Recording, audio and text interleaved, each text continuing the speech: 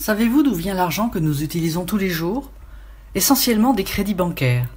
Sur 10 € que nous utilisons, plus de 9 sont de la monnaie issue d'un crédit qu'une personne, une entreprise ou un État a dû obtenir auprès d'une banque privée. Les euros en circulation sont donc créés par les banques privées à partir de rien à l'occasion de ces crédits. L'euro et d'autres monnaies comme le dollar, le franc suisse, le yen sont des monnaies dettes car porteuses d'une dette. Alors que se passe-t-il quand une dette est remboursée? Vous le savez sûrement, on verse à la banque le montant du crédit et un intérêt, représenté ici en rouge.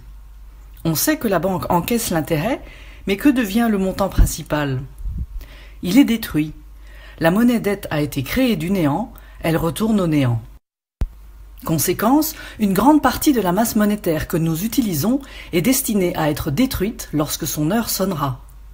Collectivement, nous sommes contraints de perpétuellement recourir au crédit pour disposer de monnaie, y compris les États. Pour échapper à cette contrainte, il existe aujourd'hui la monnaie libre. Et la première monnaie libre en circulation s'appelle la june, notée G1 avec une brève sur le G. La création monétaire des junes est très différente de celle des euros. Elle est spontanée, quotidienne, gratuite et uniformément répartie sur ses membres. Chacune de ces personnes voit chaque jour une dizaine de junes apparaître sur son compte. Ce montant quotidien est appelé dividende universel ou DU. La monnaie est donc constamment co-créée par les membres, elle ne nécessite ni remboursement ni versement d'intérêt.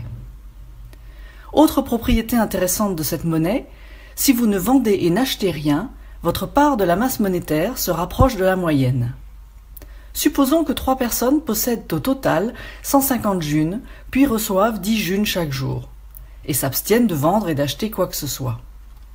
3 jours plus tard, chacun a reçu 30 et les parts passent à 40, 80 et 120. Attention, je dis reçu, mais les junes ne viennent de nulle part. Elles apparaissent sur le compte à partir de rien, exactement comme lorsque le banquier vous accorde un crédit en euros. 12 jours plus tard, chacun a reçu le même montant et les parts sont beaucoup plus équilibrées qu'au départ. Plus le temps passe, plus les parts s'équilibrent. On peut aussi le voir comme ça. On remarque que le premier jour, Bruno avait un tiers de la masse monétaire, sa part reste à un tiers.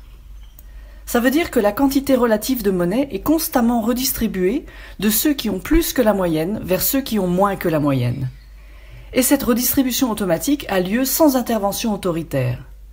Bien sûr, n'oublions pas que dans la vraie vie, il y a des gains et des dépenses qui viennent bousculer ces courbes. À chaque fois qu'Aline vend le produit de son travail, elle encaisse des junes et sa courbe remonte. Si elle fait un gros achat, elle peut se retrouver en dessous de la moyenne. Pour recevoir le DU chaque jour, il faut entrer dans la toile de confiance, qui est un réseau de personnes physiques dont l'existence est attestée par 5 membres. On voit ici mes liens de certification. Je suis membre parce qu'au moins 5 personnes m'ont certifié. Si la monnaie libre vous intéresse, vous pouvez explorer les liens associés à cette vidéo et surtout rencontrer les personnes qui sont déjà membres.